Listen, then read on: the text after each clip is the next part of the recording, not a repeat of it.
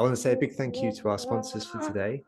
This week's featured sponsor is Cambridge Marketing College. They've just released 2 new short courses, one on carbon literacy for marketers and another on AI and the metaverse for marketers. So if you would like to find out more about those courses, head to marketingcollege.com. I think the fact that Cambridge Marketing College have got marketingcollege.com as their domain name speaks to how long they've been around, and I think it's really impressive. Also, a big thank you to Braze, Exclaimer, Klaviyo, Impression, Redgate, and Storyblock. There are other sponsors who, on rotation, we feature every week. So we'll speak a little bit more about them each week. With all that said, that's my introduction done. So, Jo, it's over to you. Thank you so much, Jo. This is very exciting, and what a privilege. Thank you so much for inviting me to tell you all a little bit more about goal setting. This is the aim, or the goal, if you like, for the session, which is hopefully to just encourage you to see goal setting slightly differently and perhaps improve the way that you do it. And the lens is intentionally both for you as an individual and trying to sort of understand the organizational perspective as well. Now, let's get stuck into this. This is, broadly speaking, how it will flow. The classic beginning, middle, and end. A bit of a brief intro, a bit of context. 3 sort of routes into goal setting, if you like, with some takeaways for each of those. Some hacks, because hacks are obligatory, and close with some reflections. And hopefully I'll be able to get through this in around approximately half an hour, leaving lots of time for questions at the end. With thanks to Jo for the lovely, always lovely introduction, the legend that is Jo Glover. This is me. I, as I say, have the great honour of working with the Marketing Meetup as a board advisor. And I work as a freelance consultant and coach and mentor with various businesses, mostly startups or small businesses, having previously worked with the likes of big corporates like Unilever and Google. And I put in the other aspects to me, really just to try and walk the talk, I guess, in terms of showing that how we bring our full selves and how we show up is actually really important to goal setting as well. So that's the kind of the under the waterline stuff that is also me. And having 2 teenagers, I'm currently enjoying half term. So obviously the great weather has started. So empathy to all the parents out there. This I thought I would put up front. These are some of the many brilliant authors who write about not specifically goal setting necessarily, but self-development, some really important themes that I think can be super useful when it comes to thinking about goal setting. Funnily enough, there aren't loads of books on goal setting that I would actively recommend. They're pretty dry, and that's not to say that there aren't some useful resources out there, but I think these have certainly helped to kind of help me to navigate and informed how I do goal setting along the way. I'll have those to you at the end as well, in case you would like them. I guess first up, though, it feels like it would be foolish not to just, show some empathy and understanding and kind of note where we are in the world right now. The world is a bit of a mess. It's pretty anxiety-making. It's pretty stressful. And there's an awful lot of big stuff going on for people all over the world. Against that backdrop, that very real backdrop, whatever your experience of it is, then why on earth would we be talking about how to set goals? Why is that even important in this kind of context of big and serious VUCA stuff? And I guess for me, the answer to that is perhaps even more than ever, it's a great time to remind ourselves about what agency we do have in our lives, for ourselves, for others, and to really try and take the time to focus on what's meaningful and important to us, to give ourselves the best chance we can, not just individually, but collectively, to strive for progress, development, and improvement. So that's a little kind of segue into the session content, which I will crack on with now. So how do you feel about goal setting?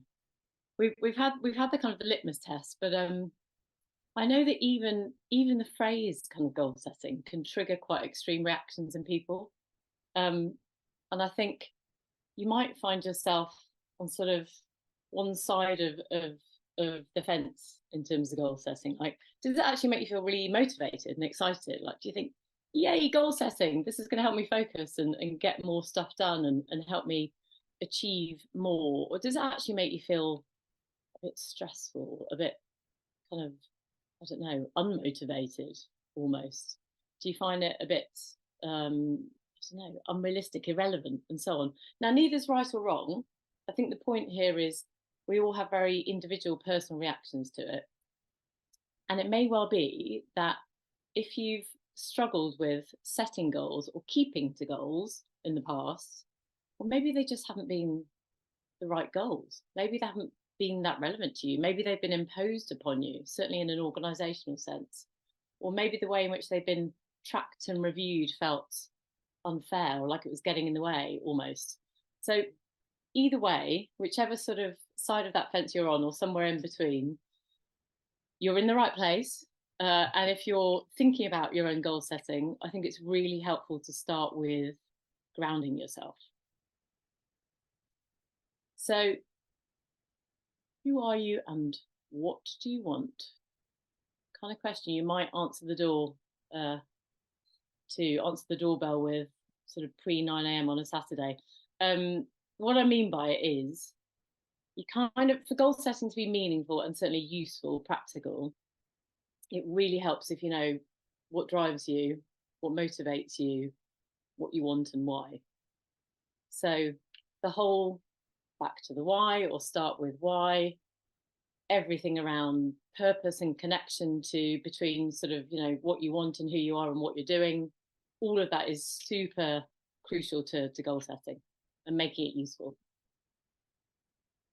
So the kinds of questions that you might want to ask yourself, not too often, granted, but maybe if you're thinking about goal setting specifically, and maybe as a kind of quarterly thing or a couple of times a year, what do you like and love doing?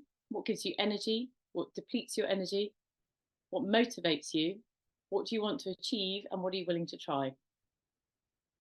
So I would recommend doing those, whatever the context, whether organizational goal setting or personal stuff, just have in mind those questions. And the more honestly you can answer those, the better chance you have of having goals that will actually be true to you, will be doable, and will be hopefully motivating, which is kind of the point in the first place. Now, I should say, bit of a caveat, and apologies, there's a lot to read on screen here, but this is a lovely quote from a very wonderful woman who has written some awesome papers and books. And this, I think, just it certainly speaks to me about why I find goal setting, I have a bit of a kind of negative reaction to it, or I certainly have done in the past, because given the kind of the rich creativeness with a small c and the complexity of us as human beings, goal setting can feel really mechanical. It can feel like, well, yeah, sure, if I want to do that, then I just need to do that, and that will all kind of work, won't it? Because everything's static, which of course it's not at all. So I find this quite useful in terms of just sort of saying it's okay to find goal setting kind of tricky, or to have that sort of slight allergic reaction to it sometimes. A really lovely way, if you do find yourself thinking that, to sort of counter that, if you like, is from a Japanese psychologist called Masataki Morita, or Shoma Morita, who I hadn't come across before. Turns out to be a contemporary of Sigmund Freud, and he had a kind of a school of psychology which was strongly influenced by Zen Buddhism, and I just love the full acceptance that this kind of captures and expresses, which is, of course, we're all imperfect. Of course, we all have kind of stuff that we'd like to be better. But if we can start with acceptance, and not labeling ourselves in kind of negative terms, but actually thinking, where should we start? What can we do? And that kind of positive, accepting frame, then just what a wonderful place to start, and how much more successful we'll be in setting our goals. Okay, so let's get into a bit of context. Now, you'll be pleased to hear that I'm not about to bombard you with loads of goal setting theory, because it is quite dry and there's a lot of it out there, but just a little bit of context. We have two schools of thought, if you like. So goal setting, as many of us experience it in organizations or corporations, much of it follows the Drucker, management by objectives approach, which is essentially a means to focus people, certainly in an organization, to organize how stuff gets done, and to create a kind of momentum and a sense of progress, and ensure that often lots of complicated things can get done at the same time. So far, so good. It does, however, and maybe this is obvious, but it does kind of emphasize control. So it's a sort of a top-down way of doing goal setting. We need to do this overall, so you all need to do that, and you all need to do that. And it kind of brings to mind that sort of pyramid, traditional corporate structure to my mind. On the other side, you have William Edwards Deming, so slightly kind of later, so a counter perhaps to Drucker and that management by objectives school and approach, which emphasizes a bit more freedom and a bit more about motivation, perhaps, which is actually kind of emphasizing that people need to have pride in their work through continuous improvement. And obviously that's an ideal that lots of organizations would love to see, people wanting to show up and do their best work and sort of improve as they go. But the important distinction there, I guess, is you have to have, as well as parameters and guardrails and guidelines within reason, you also have to have that freedom within a framework, so that actually people don't feel constrained by the goals or constrained by the targets that they're performing against. And I think that really the thing for me to emphasize here is just everyone's motivation is very personal and very individual. If someone gets made redundant and they have mouths to feed, and they need to put a roof over their heads, and the motivation for work at that point may be entirely financial. There are lots of different motivations. We don't always know what someone's motivations are, but understanding that ideally the best way to unlock performance is for people to want to do something is important for the organization to know and important for the individual to know. Now,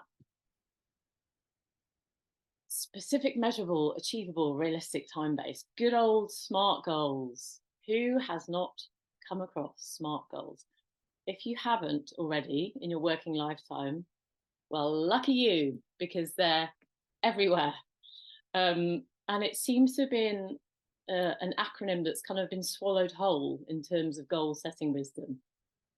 And what's funny about it is, well, firstly, I found it quite hard to work out where it actually came from, and discovered that it was from a consultant called George Doran in 1981, who was a consultant for a Washington water power company, who just decided that actually the organization was doing a lot of goal setting. It wasn't necessarily being done particularly well. So here's an acronym to kind of remind people how they could and should be doing it. Now, if ever there was a case for not taking something out of context, it's this, because actually when you drill into it, some of the guidance that Mr. Doran provided alongside the SMART acronym was this. So he recognised that in certain situations, it's not realistic to attempt quantification. Not all useful goals can be quantified. Lots can, but lots can't. He also recognised that it doesn't mean every objective written has to follow the SMART acronym.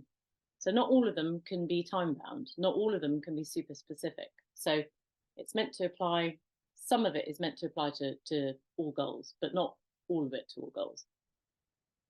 He also recognised that when top and middle level management are indecisive or set inadequate objectives, errors in judgments will compound themselves through the entire organisation. So really he recognised, and of course SMART is useful because it's memorable and possibly that's why it kind of got swallowed whole by organizational goal setting. But the guy who kind of came up with it recognized that actually equally important is to ensure the way in which the goal setting is done is fair, is thoughtful, is appropriate, and so on. So much for SMART, basically. Now, there's also, and it's the last bit on this, but there's also some really interesting research which is kind of counter to SMART, which comes from some academics, I think Kellogg, Arizona, Wharton, and Harvard. So, you know, hopefully they kind of they know how to research and they know what they're talking about. But they identified that actually SMART goals can in fact encourage us to focus on the wrong goals. They can also mean that our goals are very short-termist, very kind of head down, as opposed to thinking bigger picture and longer term. They can also encourage unethical behavior. So if someone is so singularly focused on achieving a goal without sort of thinking about the bigger picture, then does it in fact promote goal chasing and unethical decisions being made about how to prioritize stuff or how to kind of get stuff done?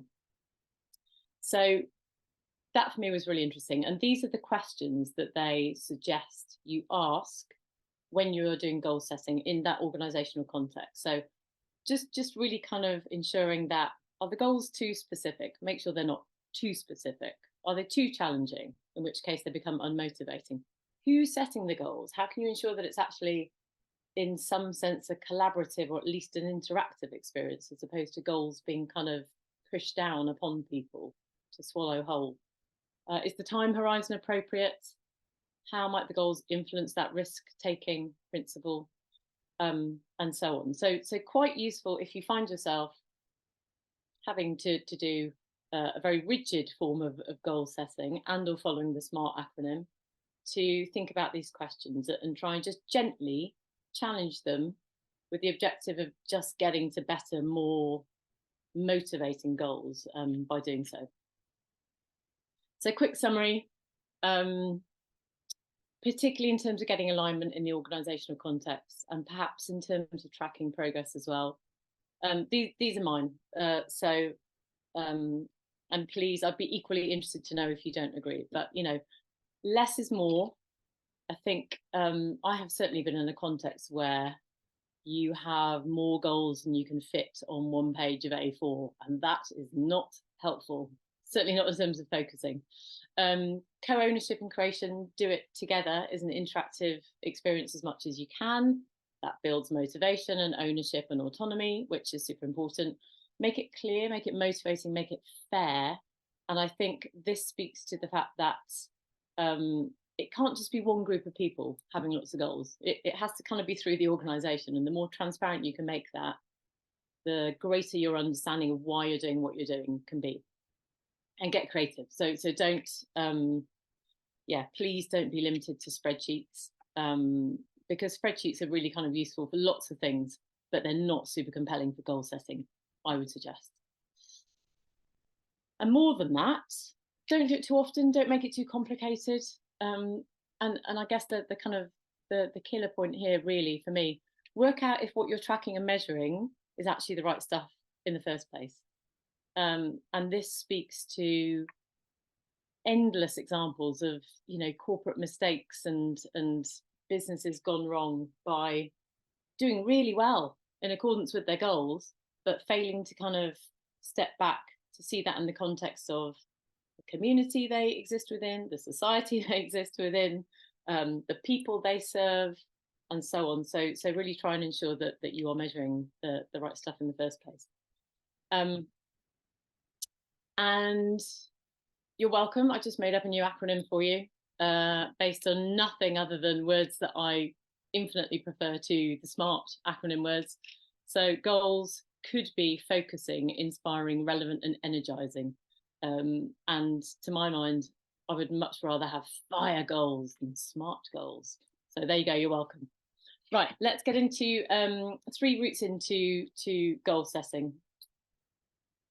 Jo, am I doing okay-ish for time? Jo, you're doing freaking wonderful. Okay. Okay, good. Okay, first one is small steps, so kind of ground up. Start where you are. You are alive, you're here, you're doing great. Start from a place of compassion and empathy. So often, with particularly personal goal setting, we start from a place of thinking about all the stuff we're not doing. We're lazy, we're not productive enough, we're not focused enough. Why aren't we doing this? We should be doing that. And actually, all of that is kind of the critical parent, or the chimp or the gremlin, or whatever it is that kind of is our sort of negative and critical voice. But really try and ignore that, try and shut that down for a moment and start from a position of compassion and empathy. Acknowledge your current reality. So that doesn't mean sort of thinking everything's rosy and brilliant and awesome, because generally it's always much more complicated than that. But acknowledge your current reality in terms of good, bad, and indifferent. And then be as realistic as you can about what might get in your way. So the barriers that might pop up, or the reasons that you haven't been able to do something yet. Because then you can work out how to overcome them, as opposed to seeing them as a kind of insurmountable thing that just completely puts you off. Committing to small steps and consistency is, from the grassroots up approach, really, really important. And really, the most important thing about that is not just that you're kind of trying to break things down into small bite-sized and doable steps, but in doing so, and in having a greater chance of achieving them and doing them, you build your own confidence, which is incredibly important for ultimately going on that longer, more sustained journey towards wherever you want to get to. So I've illustrated a really sort of somewhat basic example here, but just to try and sort of illustrate the point. If my overall goal is by next summer I want to be fit and healthy, it might help me to get a bit more specific, which is I want to do a 10K next July. I don't, by the way, I've got no interest in doing that. But if you did, good for you. What's stopping me? I hate getting up early when it's dark and cold. I also hate running, but that's why this example is not for me. How could I overcome this? Start today at lunchtime. Get a running app, get a running buddy.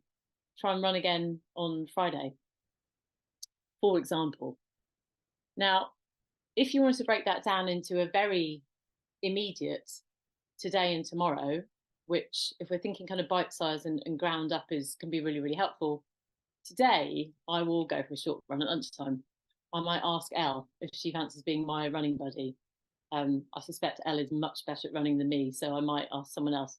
Plan a run together on Friday, if Elle says yes. Drink 5 pints of water. Go to bed before 11 p.m. None of it difficult. None of it's going to kind of make me think, ooh, I can't do that. So it's all completely kind of, bite-sized, tiny steps. But the important thing is then to tick them off when I've done them, proverbially or literally, but to get and build that sense of progress. Tomorrow, equally, I will build on that. I might do kind of a few more things that are very, very specific. So you get the gist. Making it small, making it specific, making it doable, and building your confidence. So takeaways: how you approach and capture your goals can actually make a massive difference to how motivating you find them. And by that, I mean putting it in your language, making them really practical and achievable, super practical stuff in terms of how you literally kind of write them out or draw them out, or how you capture them, where you put them, can make enormous differences to how motivating they are, as opposed to having to dig into a spreadsheet or dig into a Word doc, as opposed to sort of drawing something up and make it colourful and vibrant and bright.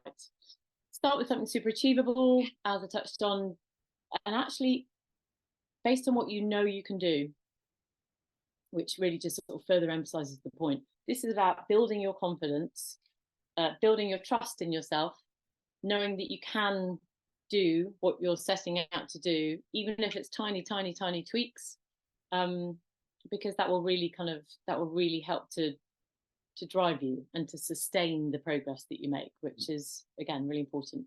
Reflect on, review your progress, and reward yourself as you go. Possibly not with a big fat takeaway every time if you've got health goals, possibly not with stuff that's sort of not great for you, but healthy rewards. Whatever that is for you, give yourself, recognize how well you're doing. And one last example on this, which I just thought was so lovely. This is Benjamin Franklin's daily schedule from 1791. Now, obviously, this kind of predates goal setting as such and as we know it. But what's lovely about this is how much positive stuff relates directly to goal setting. So identifying what you want to get out of your day, making time for different zones or different types of activity through the day, building in reflection, and overall having a sort of a good positive frame, albeit perhaps we won't all rise, wash and address powerful goodness, but maybe we will, who knows. But I just thought actually it was a lovely illustrative example of making that personal goal setting super practical, break it down into stuff that you can understand and that motivates you and so on, and you will stand a much better chance of sticking with it. Okay, number 2 then, if that's the grassroots up, the start small, number 2 is dream big. And again, a quote that I hadn't come across before, but I really love: goals are dreams or deadlines, which came from a quote from Manfred Ketz de Vries, but the book is about alternatives to goal setting, which I have put in the reading if you want to dig into that further. Now, here's a kind of a very specific sort of exercise that you may well have come across or you may well have done, which is about visualizing your sort of your big vision or your big ambitions. Now, whichever's least terrifying to you, depending on your point in life, imagine it's your 60th or whatever birthday, a sort of big birthday, sufficiently far enough down the track to feel like you have lots of time before you get there. Your friends, family, your loved ones are there with you celebrating, and they are possibly giving some speeches and talking about all the wonderful stuff that you've done, visualizing in as full a sense as possible. So picturing and hearing and trying to sort of, even the sort of the smells and the sound, the background sounds that might be there, trying to really kind of visualize that in as rich a sense as you can. What is it that they're saying? What have you achieved? What are they celebrating about your life? And actually it can help us to access our hidden ambitions and dreams, because it may not be something that we readily think about or readily share, or talk about. If it is, then that's great. But if it isn't, then this can be a really good practice to just help you access that sort of those secret ambitions, or the vision that's kind of sitting there in the back of your mind. It can also help to ensure that we aim big, long term. And I think that the point to emphasize here is it's really helpful to see that as a compass. So your vision and your ambition is a compass as opposed to a map. And the point of that being, it can change, it can change along the way. New stuff can pop up, good, bad and indifferent. Again, we might change our point of view on where we want to get to, and that's fine, but it's still great to have that big ambition and that big vision. Vision board for some is a lovely way to do that. I was laughing actually about my backdrop is definitely not a vision board. It's just a messy notice board with lots of things that kind of make me happy, make me smile. But a vision board done very intentionally can be incredibly useful for some people, to help see what it is that they want, literally, proverbially, again. So get creative, get playful, do it in whatever way makes sense to you. For some, the vision board is, I don't know, you may not enjoy that as an exercise, but just try whatever works for you to give yourself a chance to see what that vision ambition is. Takeaways: always get out of your head and away from your desk. Look up and out. So see beyond your immediate circumstances for the think big. Allow yourself to dream, basically. Research people who inspire you. You can absolutely take lessons and examples from people who've done something you aspire to be doing. And also, I guess, ask what the world needs right now. Because the vision ambition piece, I think, is a real chance to as I say, move beyond you, singular, and think kind of, you community, you in the connected sense. And it's a chance to, be as ambitious as you dare to be. Some additional book references in there. David Hyatt, who I'm slightly obsessed with, but he does also, in addition to being brilliant and publishing huge amounts of stuff himself, we love David Hyatt. He also publishes a top book list, I think annually, but he did one recently, which, every book I've ever kind of got that he recommended was pretty awesome and thought-provoking, so highly recommended. Okay, third piece before a few goal hacks. The third route is not really a separate route, but is about bringing together the kind of the ground up and the top down. So bringing it together, flexing and adapting. So that probably don't need to kind of go into this too much, but if, for example, the ground up goals, the kind of the baby step goals were go to bed a bit earlier on weeknights, drink more water, go running twice a week. If the big vision goal were something like take my health seriously, get super fit, compete competitively in athletics, all a little bit fluffy. But if the principles are there, if that were kind of the ground up and the top down, then actually the useful bit to do is, with the ground up stuff, with the baby steps, review regularly, whether that's weekly or monthly or whatever makes sense to you, but review it regularly, track your progress, reward yourself. And with the big stuff, just keep an eye on that compass. As I say, compass rather than map, very intentionally, but don't feel wedded to it, but have it there and allow yourself to be inspired by it. See it as the step beyond the baby steps, and just try and kind of reflection really is the best way on a regular basis to try and bring those two together. In so doing, you will have a much more holistic sense of who you are, what you're trying to do, and the fact that you're getting there, you're working towards it. So ground up goals is kind of your GPS. That's maybe over-egging the analogy. Big vision goals are your compass. The former, the small goals, may well shift and change along the way. That's okay. But enable yourself to feel that sense of progress. Make sure your goals are kind of achievable in the beginning, in particular, like super achievable. The latter, that big vision, that may well change altogether. That's okay. Welcome to being a human being. Because let's face it, I won't read out the words so I don't have to swear on screen, but stuff goes wrong all the time. We can't predict what will happen and when. We can't control everything. There's so many things we can't control. And stuff will happen that we can never truly prepare for.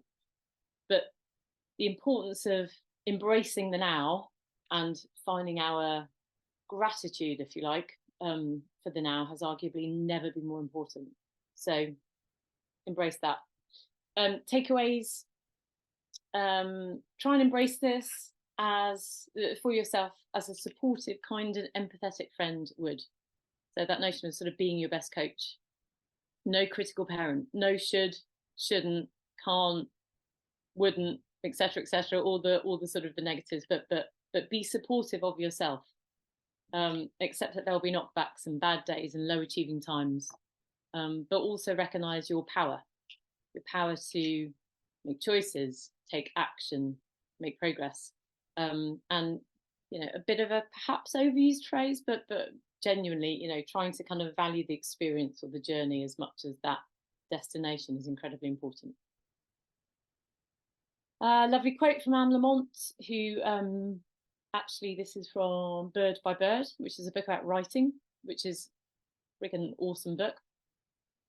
But remember this about perfectionism. If you make something so fixed and rigid and concrete and unachievable that as soon as you take that first step, you're going to stumble or feel like you failed, it's kind of pointless. It's really kind of pointless. So trying to lose the perfectionism and trying to sort of embrace the experience along the way is incredibly important. Okay, speeding up a lot. Goal hacks. Just try to capture them all here. Okay, identify the why before the what. So don't leap straight into what you need to do, but think about kind of why you want to do it in the first place. which again might sound incredibly obvious, but we often don't do that, particularly in an organizational sense. So connect with the why before you get into the what. Build up from positive experiences to build your confidence. Give yourself some quick wins, particularly if we're talking actually either organizational and or personal goals, but identify the quick wins, identify what you can do to build momentum and get that confidence. Find a supportive buddy or mentor, ideally someone who has sort of sufficient empathy and love for you, but also a bit of distance can be really, really good. And here's a funny one, just a personal one, actually, although there is quite a lot of evidence to suggest this makes sense. Create goals or do goals when you're feeling good. Because, yeah, positive mindset, abundance mindset will enable you to kind of particularly do the big vision stuff in a better and more fulfilling way. Try the rule of three, which is simply don't have more than three things. Any more than three and your brain starts to kind of fizz a little bit. You can always do another three after you've done the first three, so just try and stick to three. And that really speaks to the Kanban principle as well, which is done, doing, to do. Is a really nice way to kind of organize thoughts. So yeah, try and remember all of this stuff, really. Start small, aim big, I'd say is the kind of the essence of doing that whole personal goal setting holistically. And Carl Rogers, who has a lot of extremely sensible and useful stuff to say, has this lovely quote, which is, the curious paradox is that when I accept myself just as I am, then I can change. So knowing yourself, being true to yourself is a fantastic place to start. Because let's face it, the world needs some new solutions and some fresh thinking and some innovative approaches to everything. And I don't know about you, but I don't see a whole lot of creativity existing within spreadsheets and Trello boards and so on. They can be really useful for some stuff, but allow yourself to be and think creatively when it comes to goal setting as well. And keep trying every day to just be a better human, essentially. That is it. Totally beautiful, Jo. Thank you so much. Just wonderful. We've got Danielle saying relatable, useful and practical presentation. Thank you for brightening an otherwise dull Tuesday morning. Thank you. Kelsey, wonderful presentation. Thank you so much. Lucia saying that was lovely. Amazing. Loved it. Thanks a lot. That was great. Really inspiring. What a way to start the day. Great presentation. Such a refreshing and compassionate take on goal setting. Thank you for the honest approach. And these are, there's 15 messages I haven't even read yet, Jo. So thank you so much. Wow, thank you. This last one from Mike, who says, up early in New York and it was so worth it. Thank you very much, which is completely lovely.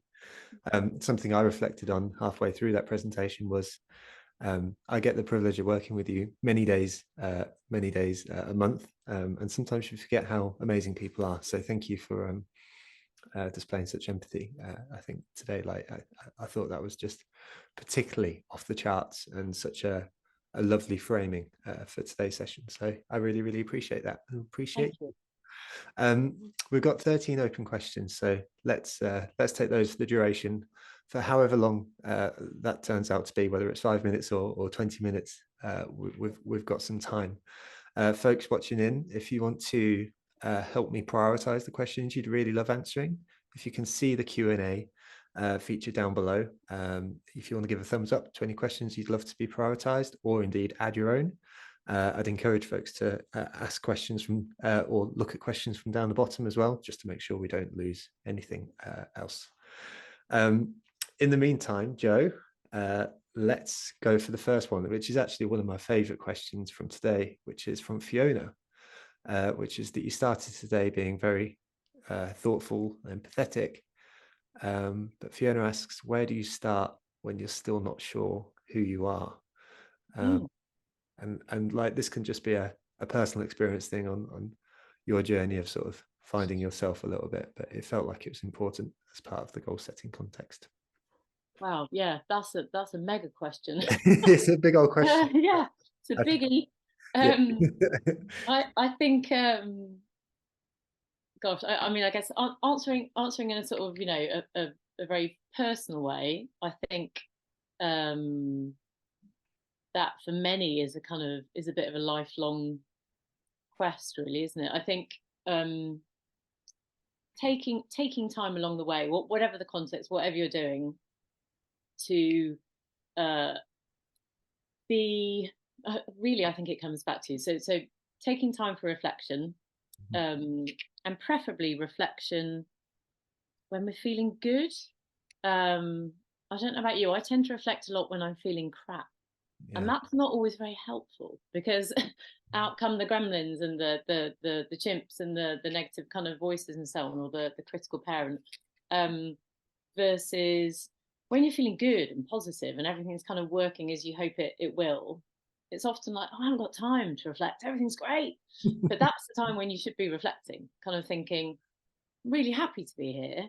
What have I done that supported me in kind of getting here, and who do I need to thank, and what am I grateful for, and all of those sort of lovely bigger questions, which can then serve as more and more kind of positive collateral for you when you're feeling a bit kind of crappy, to kind of look at and go, oh yeah, I'm doing all right, aren't I? And I achieved that, and that was nice, and I thanked them for that, and I really love that person. So trying to build up that kind of positive collateral when you're feeling great and when things are going well, I think can be a lovely way to sort of soften the edges a little bit when times are tougher or when you're not feeling so great. Um, and and really, I think we only start to know ourselves better from those points of reflection. Why did I hate that? Why did I love that? What is it I love doing? How do I like to kind of I don't know, silly examples, but how do I like to kind of work with people or in a team, or what's my kind of superpower? And but there are lots of great kind of sources for questions that can guide you through that, which I'd be happy to recommend to anyone afterwards. But I think um, coaching books can generally be super helpful for stuff like that. There are kind of magic questions in coaching which help you to kind of just reflect and see things in a slightly sort of bigger or deeper way. So yeah, let's go with that. I love that. Thank you. It's funny. I don't think I've ever heard anyone verbalize that before about reflecting in the good times and not so much in the bad, because it is funny that you kind of do the opposite. We've got some folks in the chat, Emma, Amy, all sort of speaking about like gratitude folders or places where you sort of store things. And I guess it would be interesting, positive things. It would be interesting to go back through those and sort of reflect on like, what are the themes here, and what are the things that sort of making the hair stand up on the back of my neck or whatever, because they may indeed be the great things. I love how you've approached today's session, because it feels like very much like us rather than us in corporate land, and actually the flip on that. And I wondered whether that was an interpretation on the brief that I gave you, or whether that was something that felt important to you when you were sort of thinking about goal setting, like whether we had to start with ourselves a little bit more to be able to fit it into a corporate context. And then a little bit about how that then relates to our careers and our jobs, because like that feels really interesting. I found the framing of today's talk really spot on and really wonderful, but I also found it interesting. So I just wanted to ask about that. Yeah, and definitely a kind of well, I guess obviously a sort of a personal take on it, but I think what I found interesting when researching this, because I didn't want it to just be my opinions or kind of my perspectives on it, is there's very little fresh stuff. This is a bit of a sweeping kind of statement, but there's very little fresh stuff when it comes to organizational oriented goal setting. A lot of it is kind of a little bit of Frankenstein's monster, like kind of building on a SMART acronym or building on a kind of principle from the 1950s. Hello. And then kind of, creating slightly new language around it, or a few more exclamation marks, or, kind of putting a different frame, but not really changing the substance of it. And I guess the first thing that struck me with that is, my goodness, how much the world has moved on, and how many different ways in which we have to work to be helpful and to, to serve our planet and to serve each other and to be sort of citizens rather than consumers these days. It requires paradigm shift. It requires different tools. It requires different ways of seeing and so on. So to be recognizing that whilst using tools from the 1950s seemed kind of funky to me. So brought it back to everything becomes more meaningful if you can start from a personal place and a connection to it. And so I guess as someone who has also in corporate contexts really hated the goal setting process, I really just didn't get it. Why are we measuring that, not that? Why are you talking about only that stuff? Can you see that, even while hitting all the goals, it's really not going that well, etc., etc. So finding a kind of taking it back to really kind of I suppose some of the roots and the really positive principles around goal setting, which is about human improvement and motivation and connection and so on. So that's why I started there. But hopefully touched on enough that can be relevant in that corporate context as well. I think it absolutely can. If anything, it grounds the corporate context stuff in becoming infinitely more useful because you've got a clear idea of right. your part in it. Yeah. And that the strengths, the weaknesses, the energy that you can put behind these things, like it becomes 100 times more powerful if you can relate your personal objectives to the corporate objective, for sure. And so I'm well with you. I thought it was fascinating and actually quite a bit of a masterstroke, actually. So that's why I'm asking in a really positive way, really. Let's take the next one from Lucy, because there are plenty of upvotes on it. So Lucy asks, how often should you set your goals or revisit existing ones?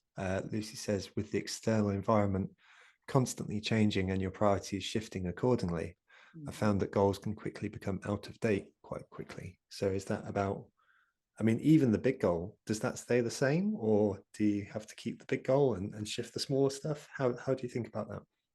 I think you I think in terms of the kind of the ground up stuff, the baby steps and the small goals, you review that as often as makes sense to you.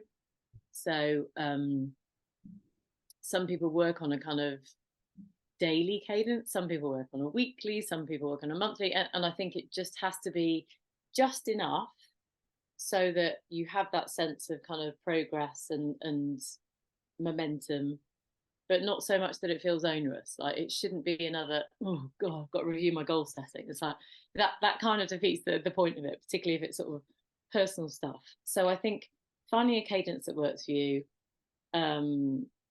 Funny enough, when you think about the kind of the bigger stuff, it's probably even more than the kind of adaptive, flexible baby steps.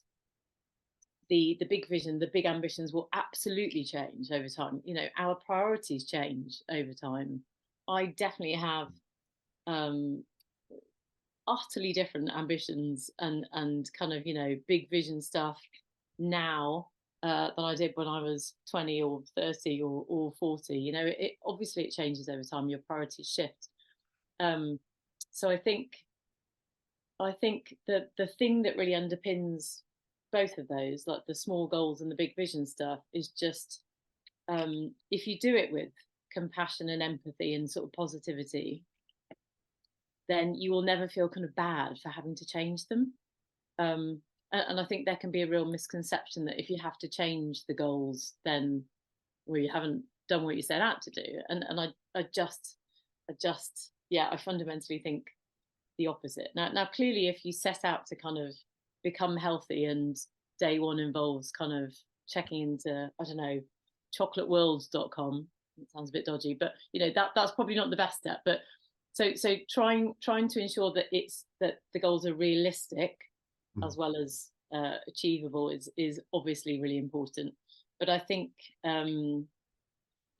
trying to find your own cadence, which is easier said than done. So in the same way that trying to think about reflect on how you're doing and what you want to do next is best done when you're feeling great and feeling positive.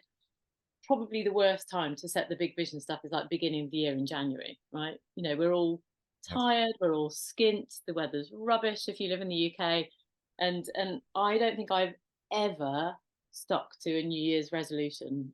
If you do those, I don't think I've ever stuck to one beyond kind of, you know, the first few months of sort of energy around it. It's a bit like the gym memberships, isn't it? They kind of the peak in January and they've kind of fallen off by Easter. So do it when suits you. Do it when you go away on holiday. Do it when the sun's shining. You know, set the big vision stuff when you've got some time and space to yourself, or when you've kind of had a chance to be a bit more reflective, and make it work for you. Love that. Absolutely love that. And you've actually already answered the next question as well, which came in from Charlotte around new year, new me versions of goal setting and keeping that momentum up. I love coming from a good place, but then, you know, sort of looking to keep that up. So Charlotte, hopefully you feel that that question's been answered as well. It's from the top, so I didn't want to just ignore it, but it feels like it's there. I also feel that we've kind of covered the personal versus professional goal stuff, so hopefully that's okay. So I'm going to go to the next one from Montserrat, who asks, are there any tips on getting organizational buy-in for your goals? So you've sort of spoken about your organizational past and stuff like that. How do you translate those into sort of our working life a little bit more? Gosh, I think there are sort of almost two ways to answer that. So one is a lot of organizations will talk about inclusivity and the importance of sort of bringing your full self and your real self to work, which I think is rarely done well, unfortunately, and is an incredibly sensitive area. You know, having the choice to choose as an individual what you want to bring to work and what you want to keep private, I think is equally important.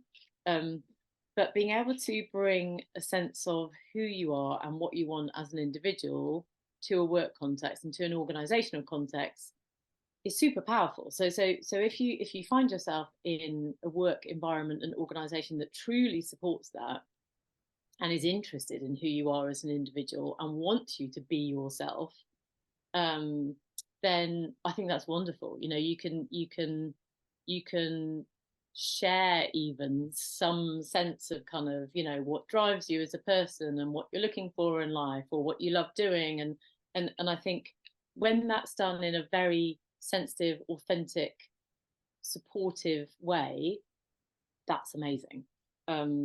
It's just that not a huge number of organizations necessarily are that great at that. They're good at talking about it, but not that great at doing it. Because I think it only works when it's 100% authentic and everyone is allowed to do it, but has the choice to do it. So that's kind of one route in, I guess, one perspective. I think the second would be kind of getting buy-in for goals in an organizational context where you may have a very sort of personal take on something, or you have a really strong opinion on what should be included. I think, again, no easy fix to that necessarily, no sort of no quick fix to it, but the more you can encourage open, honest discussion, the more you can politely and sensitively talk about what you think really counts within an organization, the more you are enabled to represent and drive what you believe really counts. I guess that's the kind of that's the reciprocal side of that, you know. So finding an organization where you can do that is half of the challenge. A lot of the time, you know, you should be able to be yourself. You should be able to kind of to politely and sensitively speak your mind on stuff that matters. And if you find an organization that does that, chances are you will also have personal goals written into your professional goals. So a lot of businesses do that, but making sure it's done well with care, empathy, support, etc. Super important. Hang on, you know, it's I think Montserrat puts open, honest discussions at all levels is key, you know, and You're right. It's amazing how often these things can be lacking, and it's silly to sort of say in an amazing world where, you know, every boss listens to every employee, or vice versa. But as you say, the starting point is that decency, those are conversations, and you can hope to take people on a journey, I guess. Totally. Um, Right. Yeah. let's take one last one, Jo. You've been incredible today, so thank you so much. And also, like someone's put in the chat, shout out to Susie for the recommendations throughout in the chat as well. Susie's been on fire. Oh, wicked. So Busy. let's take this last one from Anonymous, who says, during certain times in my cycle, I feel super motivated, and other times I just discard them and not care. Do you have any advice for keeping up the good momentum or getting out of the rut? And so we've spoken about sort of setting goals from a place of goodness, but from that sort of more low place. Do you have any advice for folks in those situations? Yeah, I think easier said than done, but trying again not to overthink when you know that you're feeling in that sort of, lower mood state, or kind of challenging mood state. There is a tendency that we all have to think this is the truth, this is the reality, when actually it's you in a kind of tough place. So I think back to kind of the notion of gathering the positives and the good collateral that you can, whenever you can, is super important to kind of fall back upon and to remind yourself about, and also to have, if you like, a really pragmatically low bar in terms of what progress can be through those sort of tougher times. And there's a dangerous sounding flippant in all of this. Absolutely not. But it's about really kind of being as empathetic to yourself, as compassionate to yourself as you possibly can, and recognizing when it's the right time to be trying new stuff, and recognize when maybe it's the right time to just give yourself a bit of time out and go for a walk in, a beautiful woodland, or switch off, whatever it might be. So really, I think it all kind of comes back to genuine sort of self-care and building self-awareness and pragmatic, achievable small steps. Beautiful. Love it. Thank you so much, Jo. Just absolutely wonderful. I need to send you the chat file after today, because there's a lot of praise coming in for you, but also just also the community have been on fire today. So thank you, Jo. You've inspired a lot of thoughtfulness, and in a really, so much, Jo. So appreciate you very much. Right, we're 2 minutes over, so I'm gonna call it there. But thank you, Jo. Thank you, everyone, for coming today. I hope that makes you just feel a little bit more fire, as Jo put earlier. Big thank you to Cambridge Marketing College for supporting today, and the rest of our sponsors. The recording will be made available after today's session. I forgot to put it straight on YouTube, so I'll pop it up in a couple of hours' time. And with all that said, thank you all very, very much. If you wouldn't mind putting your favorite takeaway from today's session on social, it makes a world of a difference. With all that said, with my dog snoring in the background, take care everywhere, everyone, and we'll see you next week. Take care. Cheers, Jo.